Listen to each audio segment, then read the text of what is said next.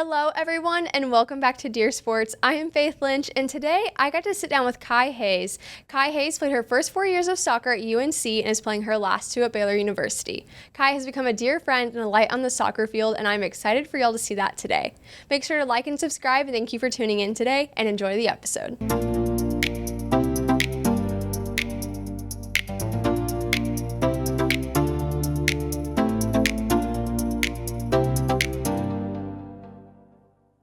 Thanks so much for joining us today. Of course. Thanks for having me. Yes, I'm excited. We're good friends. It's always fun to interview people that I know and are friends, and so it'll be an easy conversation. Oh, yeah. Yes. Ready. Excited you're here. So just tell us a little bit about yourself. Your not a new transfer, but your transfer to Baylor. Tell us who Kai is, how you started playing soccer, where you're from. Tell me everything. Yeah, I'm a 6th year, so I'm extremely old and probably shouldn't be here, but thanks to COVID and being injured, here I am in Waco. You're here. I started soccer like 4 years old and then quit and then did dance and then figured out I'm not a girly girl and I don't like itchy things, so came back to soccer. But yeah, born and raised in Florida, did my undergrad at UNC, have an amazing family, younger brother, and a dog named Koa, and love all things beach, God, and obviously love soccer, so now I'm here. Now you're here. Yeah. Oh, fun. And your brother's name is Baylor. Yep. Which, like, I just feel like that's a God wink when some things that are just, like, aligned and so perfectly. I'm like, you had to have known something was going to be Baylor in your lifetime. Yeah, definitely not. Obviously, I love my brother. Yeah. But it's kind of like that sibling rivalry. It's like, I don't want to wear a shirt that says his name every day. But again, like, I love this place and I love my brother, so why not wear a shirt that says his name every day? But yeah, kind of crazy that it all turned out that I go to a school and see my brother's name across every building. Yeah. Yeah. That's crazy. How, like, your parents didn't go to Baylor, did they? Nope. Okay. How did he get that name? That's just so unique. Yes. So I was born, obviously, name was Kai. Funny enough, they both wanted that name before they even met. But while they were pregnant with me, the doctor who was helping them, I guess, on the wall of one of the rooms, her diploma was there. And the diploma read Baylor. And they're like, oh my gosh, that's such a cute name. That's going to be our next kid. And I don't even think they knew anything about Baylor University. And that was in Gainesville, Florida. So No way. yeah. Oh, that's so cool. Yeah. That's awesome. Wait, I love that. So talk about your recruiting process a little bit of, like, what was that like for you? It was probably totally different than mine because just of the age of, like, the rules were still, you can kind of commit whatever. So how was your recruiting process? Oh, completely different. Like, the rules now are like you can't talk to coaches till junior year. Yeah. Is that right? Yeah. I think I was talking to coaches in 8th grade. Yeah. And mind you, these are like 6-year-old men. And I'm like a little middle schooler. So it was awesome. Like, I don't think it was as stressful as I would probably think it was as a junior, because then it's like I have 2 more years left. Like, what am I going to do? So I always knew I wanted to go to UNC out of like high school. So it was like dream come true. And those conversations were quite easy, maybe a little too easy, I guess, in the sense of like, no one was going to tell me no, even if I wasn't maybe good enough for that level. I was like, this is my dream. It's going to happen. And if someone says no, I'm just going to make it happen anyways. So I don't think I really put stress on myself in that sense. But yeah, talked to some other schools. But at the end of the day, I stepped on that campus and I was like, this is my heaven on earth. And I'm going to go anywhere, or I'm going to move heaven and earth to get there too. So yeah. Oh, that's cool. I think that's kind of same. Like, they didn't change the rule until they were going to change it my freshman year. Yeah. So I was in 8th, 7th grade, like, talking to these coaches, and I was like, I have to commit my freshman year if I want to go somewhere, because they were going to cut it off, and I was going to have to, okay, resume in 2 years, and please still have the same opinion about me and whatever. So that's when I committed. But Baylor was my dream. And so I was like, okay, whatever I can do to get here, whether it's I'm playing volleyball or not, like, I want to be here. So if we can make it happen, like, let's make it happen. Oh yeah. And it's just kind of been your personality to want to make things happen. And your undergrad was in sports media journalism, correct? Like, basically something along those lines. Like, because this is a world that you thought you wanted to be in, right? Post grad. Yeah. Okay. Did that change, or? Definitely changed a little bit. And like, sometimes I kind of still debate, like, oh, it'd be so fun to be like a Molly McGrath, or like, I always looked up to Samantha Ponder and Maria Taylor on College Game Day. And I'm like, oh, that'd be so fun. And like, I come from a college football family, and obviously brother plays now, and my dad played. And I always just grew up like football, and then got into college. And I think the things they do is incredible for one. Yes. And two, and I think it was kind of just like fear of man and like, what are people going to say about me? You know, like, here's a girl who knows so much about football, but it's like, why does she know so much about football? Yeah. I mean, every day, like, we watch football with my family. Like, I would get mad at my dad because he would rewind the play and be like, Baylor, what's this? And I'm like, dude, can we just watch it live for a second? So I definitely kind of like debate, like, yeah, maybe one day I'll go back into this. But right now, I definitely want to stay in sports, but maybe not in the media per se. Okay. Yeah. And you're working on your MBA. You'll be done in December. Yay. How does that feel? So good. Yeah. 6 years is enough for school. Yeah. 4 years is enough for school. So I love learning, which is awesome. So it's never been boring, but I want to go out there and like make a difference in the world. Yeah. So to be able to do that in a work industry, I think will be fun. Yeah. You've like, I know we haven't, like, we've seen each other from afar. Yeah. Because you were really good friends with AG, who I lived with, was my teammate, best friend. Yeah. And so she was always like, oh, I love Kai. Because she was so nervous about making new friends in her MBA program. Yeah. And so that's kind of how we stumbled into being friends. And I've always just like from afar, I'm like, Kai is doing so much. Like, you're always doing something or have your hands in something different than soccer or media or wanting to do this and writing poems and being creative. And I'm like, Kai is just so, like, I'm like, I wish I could just live a day in her brain sometimes. Oh, no, you don't. What she's doing. Because you're just so creative. Thanks. But so what are you thinking you're wanting to do with your MBA? Do you have an idea? Stay in sports, so sport industry, obviously woman in sport, like that's what's made me, what's made you. And so I think that's so powerful, and just like giving back that to little kids. Something I'm passionate about is obviously storytelling, and then growing up with a brother, it's like I was telling you earlier, like he from the age of 5 or whatever was wearing his RG3 jersey, like knew everything about the Bucks or whoever it may be. And then for me, like, yes, I maybe was a tomboy, but like dressed up in like my Cinderella outfit and stuff. Like, how can we give that dose of sport to a little girl? So I think I just want to give back in that way with my MBA in some shape or form. Yeah. That's sick. I love it. So you get to UNC, freshman year hits. Yep. Walk me through your 4 years at UNC and kind of just your experience, what you maybe would have changed, not would have changed, just college soccer at UNC. Dream come true, which obviously comes with a whole bunch of ups and downs, but like made some of my best friends, have so many good memories, and like the most, maybe a little biased, but one of the most beautiful campuses there is out there. But yeah, freshman year was COVID for me. So like anyone, it was not the most ideal. I was the first on my team to get COVID. Oh so gosh. What a first. If you know anything about Anson Dorrance, is he has a competitive cauldron, and it's basically like you do everything and you're ranked. Like you breathe and you're ranked. Like you make a mistake and you're ranked. And so my assistant coach joked and he was like, hey, you'll be number 1 for this one, first for COVID. Oh my gosh. Yeah. So that was like freshman year. Couldn't make friends because we couldn't hang out with anyone. We were fall sport, had a bubble. So that was all right. And then wasn't playing, got hurt, and then quite frankly just wasn't good enough. And I remember my parents were like, hey Kai, like what's going on? And I was like, I'm just not good enough. And I think it's hard for a parent to hear that, but I'm also the girl who's like, don't you dare go call my coach or something, which they would never. Right. But yeah, like sophomore year, same thing, didn't really play. Junior year was injured, had a year-long ankle surgery, and then returned to play. And then senior year, got some minutes, got named captain, which is great, and kind of like, that's good. I have no idea how that came about, but I would never trade any of those memories for anything. Like, I am who I am because of those girls, those ups and downs, the wins and losses, and quite frankly, all my other friends there too. So I miss it. Miss my Purple Bowl. Shout out Paula if you ever listen to this. Oh, yeah, gosh. I think that your career looks a lot like a lot of other athletes' careers that people just don't talk about. I think my career kind of looks similar. If I'm like, I'm just not hitting the numbers. No, and that's okay. Yes. You know, like I'm in the gym every day, practicing, working my butt off, doing my job. I'm here serving the role that I've been given. Like, I mean, same thing for me, which now that I'm like hearing this, I'm like, we are literally the same.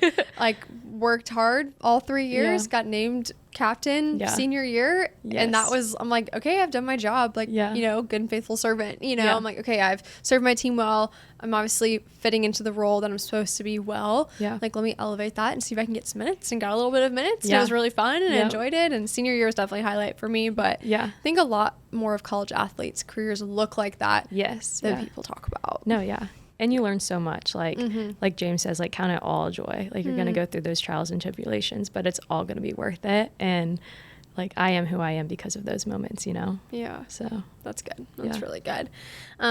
You've dealt with some injury a little bit throughout your career. Walk us through what it's like to be an injured athlete. And kind of how that sets your tone for maybe a little bit of your career, but also just life too, of like going through that. Makes you grateful for the tiny things. And it sounds awful, and I never wish injury upon anyone, but the lessons you learn from it makes you never take a day for granted. And like, ankle, I freaking broke my collarbones. Like, who breaks both of their collarbones? I don't know. But it just really opens your eyes to like, okay, God's given me this gift, and how am I going to use it to glorify in every way I can? Like, if I'm injured, giving those high fives and smiling, like, that's being servant hearted too. Like, that's being a good teammate. You don't have to score all the goals or be on the field to make an impact. And so I think that teaches you so many life lessons outside of sport too, is like, you're not going to be the big dog every single day. Like, you have to sometimes follow in, just like win your role, like you were saying. And so being injured definitely taught me like, oh yeah, I love the sport and I love what I'm given. Like, let me never take it for granted again. Yeah.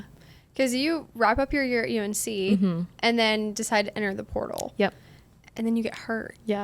Like, oh, that is so brutal. Of like, okay, I've done my job at UNC. I feel like there's maybe an open door somewhere else. Step into that and then get injured. What was the portal like for you? And then getting injured right as you get here. Portal is, I literally looked up Christian schools. I like came to faith basically like sophomore, junior year. Definitely very like lukewarm in that way, but I was like, okay, like, what's next? Let's find a school. So looked that up. Obviously Baylor came about, gave them a call. There's some other schools too, but nothing really clicked as much as like, oh, like Christian school as Baylor. And then I've always wanted to live in Texas. I loved Friday Night Lights growing up. Like, oh my gosh, I would cry in that show. I loved it. So I was like, okay, gotta go to Texas, gotta get me a Friday Night Light game. And so here I am, called Michelle, obviously, came on my visit. And that's where I was like, this is where I'm coming. And it speaks, like, even to this day, I'm so grateful. The coaches are so intentional with just like the questions they ask. Or I remember I came in the spring, and they do like every week they meet with a player, and I'm like, you guys have no time. We have no time. But the fact that you're trying to schedule it in to get to know about me, like my personal self, about my soccer self, was like super sweet. So here I am. Here you are. Yeah. And then the injury part.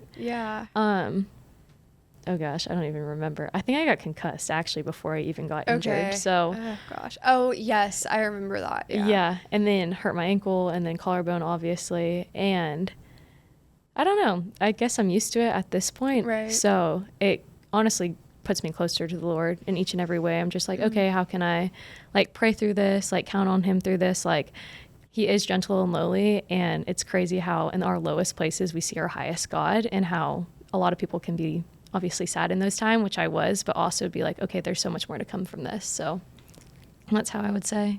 Yeah. No, that's good. I just can't imagine like what's going through your mind of like, okay, I'm going to this new state, this new school, trying to figure out like how to play soccer at this new like Big 12 level, because UNC was really good. Y'all were really competitive. And so like, okay, like how do I like make an immediate impact and then get injured? Because I was always a player of like, okay, I want to earn my respect on the court, and then people will trust me. And so I kind of got put in this role of like, okay, that may not happen for me, so I may have to change my leadership style of okay, let me try to speak first and then have people gain respect. And like when I do speak, I want it to matter.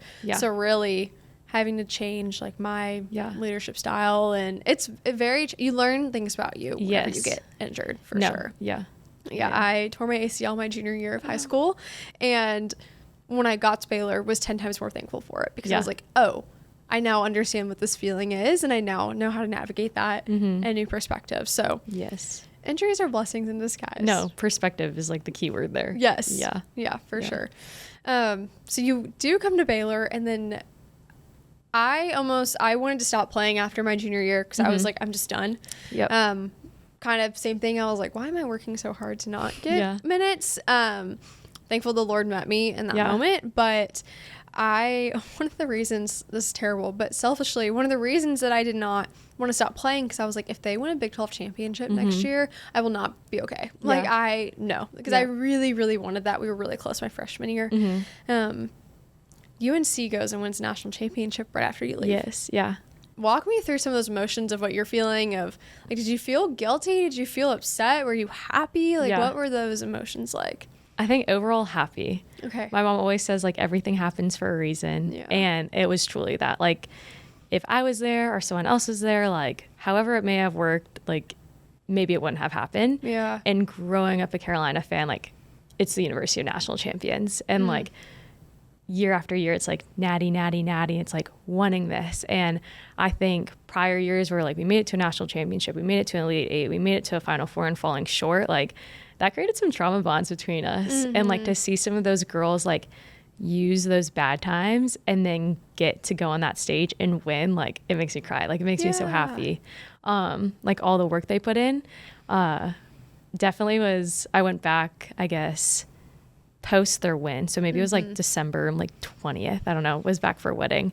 And I went in to say hi to everyone, and everyone just so happy. I'm like, oh my gosh, like, you guys did it. And it's like, yes, finally. Yeah. So I think just knowing, like, they're my friends, like, they're my coaches, and they put in so many blood, sweat, and tears. And for that to finally pay off, like, you can't help but be proud. Yeah. And, like, I remember my teammate too, she, like, showed me the trophy. She's like, do you want to see it? And I was like, yeah, sure. And was like, this is cool. But in reality, like, it's just a tiny tone off from my third place trophy. So I was like, I wasn't part of any of those practices or anything to feel like I needed to be there. And to know that, like, just to see them so happy and in that confetti, I was like, that was so meant for them. Yeah. And the fact that they get to, like, have that memory forever is super special. Yeah. That's really good. Yeah. That's really good. Yeah. I remember I kind of had that conversation with Coach Mack. I was like, if you win a Big 12 championship next year, I'm not here. I'm going to be so sad. And he was like, Faith, you would be a part of that. Yeah. I was like, what do you mean? He's like, all of this prep you're doing right now is getting us ready for that point if it's supposed to happen. And I was like, that's so good.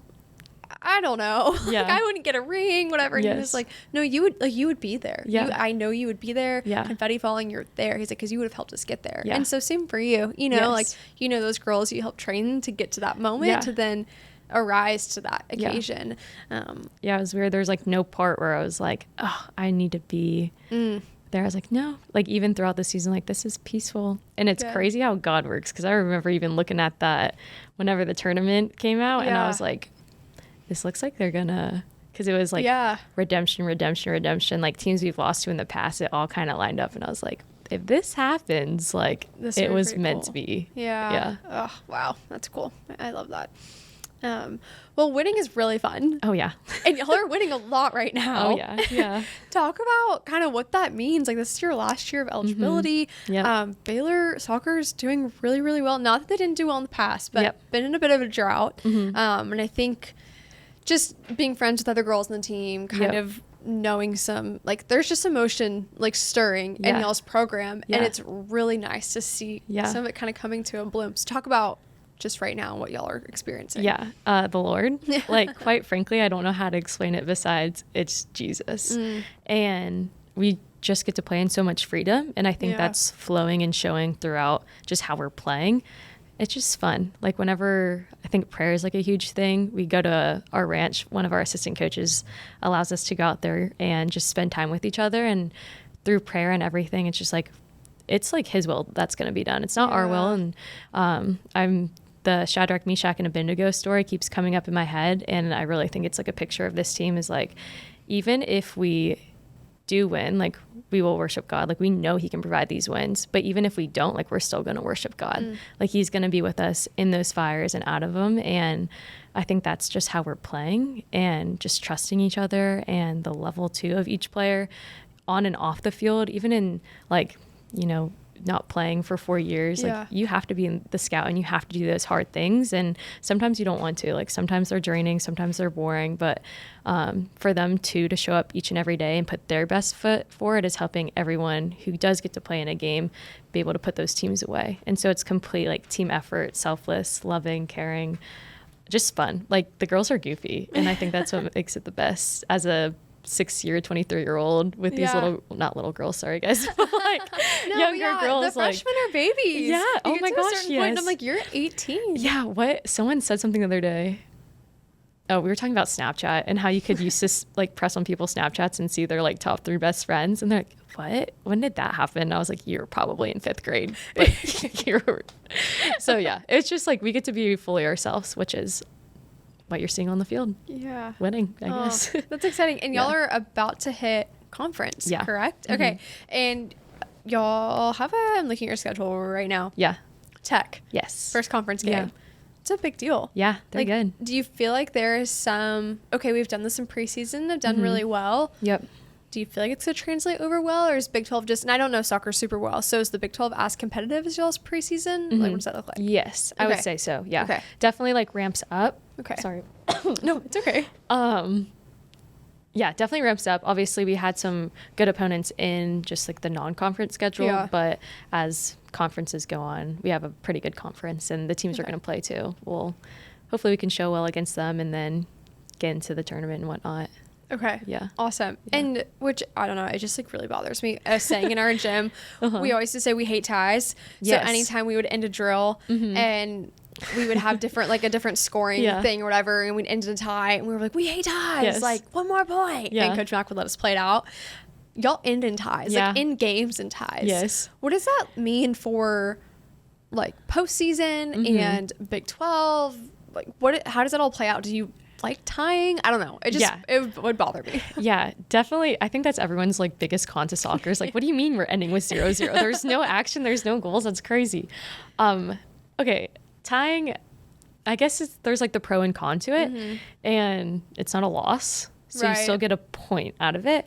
But I think that's what happened last year is we had so many good ties, but like not good wins. So we tied these teams that like made it to the tournament and were like TCU, BYU, like very, very good teams. But it was like, we need to win. And at the end of the day, like you don't win championships with a tie.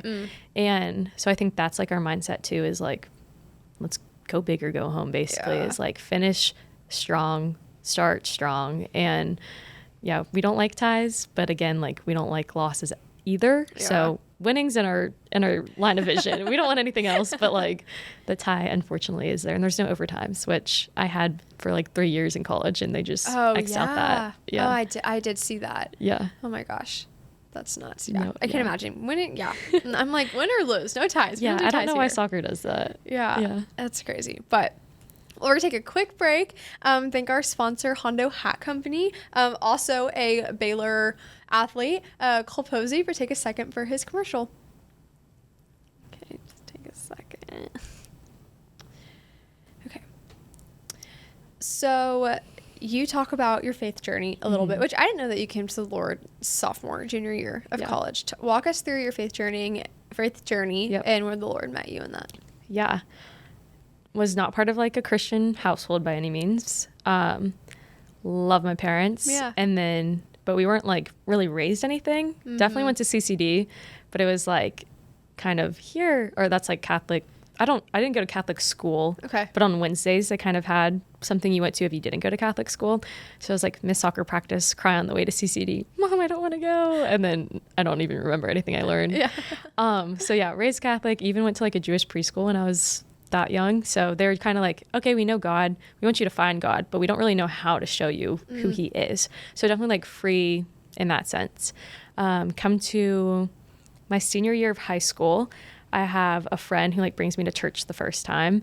And I feel like that's where I first heard of the gospel. So at 11:22, if you ever have a time to listen to Joby Martin, I texted my boyfriend today. I was like, every time I listen to him, I'm just on fire, ready to go to war. Like, awesome. So I definitely heard the gospel for the first time there. I was like, oh, cool. Like I'm reading my Bible and these words are like making sense. But definitely living in the world. Freshman year comes, things are hard as a college student. I guess it's part of my story, so I'm so okay with saying it, but just like whether it's boys or whether it's drinks, it's like, okay, like it's here, it's going to satisfy me for like 1 second, but then you wake up the next morning, you're like, boy, why'd you do that? And I think eventually it's just like the Lord just being more present in my life, whether that was silly prayers I'm praying or just friends in my life and community being huge. Just like opening my Bible and reading it and really just learning the love of God. And then injury. Let me tell you, like, that's where I definitely met him. Like, God, why me? Why now? Why this? And just knowing that, again, his will is going to be done and it's better than anything that I could ever ask for or pray for.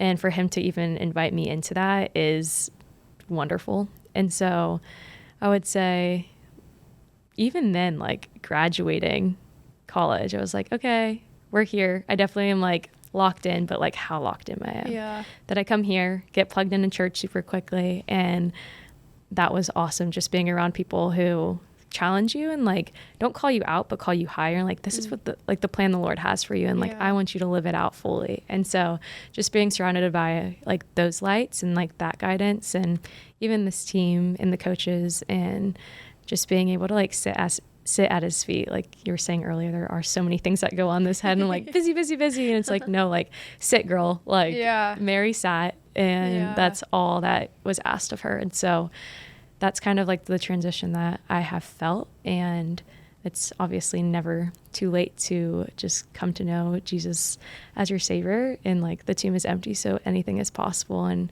living with that mindset every day and like alongside him has been just so sweet. Yeah. Yeah. I love that because you recently got baptized as well at Harris Creek, which was so awesome. Yeah. I was able to be there and witness it, which was so sweet. Yeah. What kind of made that decision for you? And like, when did you feel like, okay, I'm actually ready? Yeah.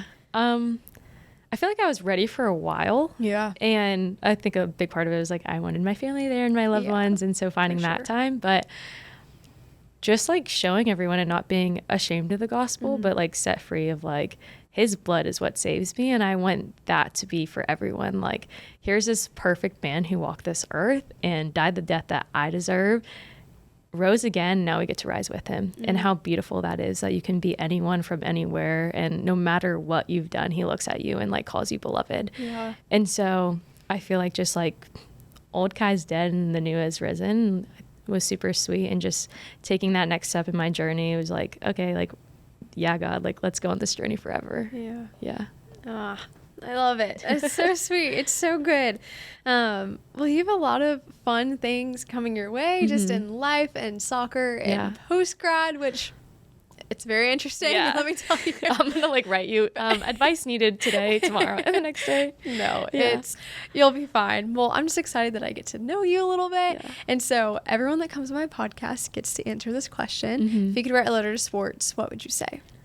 Ooh. Dear sports, thank you for giving little Kai all the dreams that she ever asked for. Thank you for giving her all her friends, memories, life lessons, and just finding the confidence in Christ and in no other aspects or circumstances. And yeah, thank you for loving her so well. Aww. Kai, thanks for coming on today. This was so fun. Thank you for having me. Yes.